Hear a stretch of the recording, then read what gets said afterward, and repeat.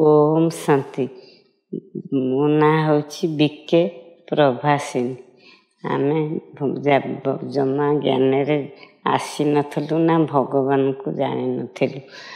झील सान 21 दिन सी आसुले भुवनेश्वर भाई को भेटिले कटक रे। भाई बाबा कथा कहले घर ठिकाना देले।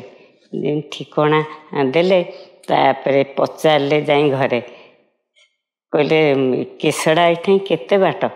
तापर आम सन भाई कहले केसड़ा बा आम ये कोलर पाखे ना मत काली सकाଳେ नहीं से भाई घर मत पहुँचेबू। तापर सकाळ है मन लगी उठू उठू मैंने कहीकि आणिकी आसिले भाई घर को गले। भाई सांगे कथबार्ता से कोर्स कले। तापर गाँव को गले। गाँव रू आसी 7 दिन कोर्स कले। तापर आम 3-4 मास गाँव में मो बाप घरे रहा गाँव को गली। तापर से गीता पाठशाला हूँ आसिक गड़दपुर खोलु। गड़दपुर खोलला दिन को दिन गीता पाठशाला बढ़ला। भाई तो सब बिजी रहिले। मोर टिके केते बेले बाबा प्रति केते बेले छाड़ी जाए। आंकर पूरा निश्चय बुद्धि सेमती सब रहे बाबा सेवा।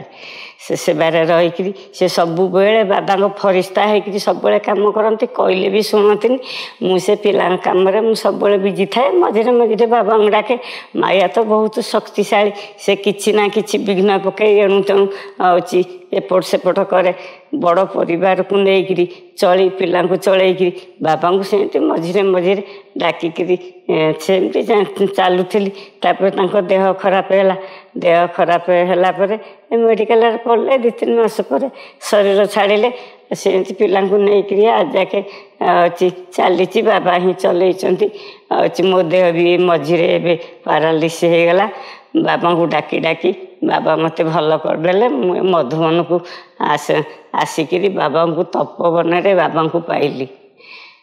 जो बाबा मत कांदुला समय आसी अमृत गलार डाकी थे।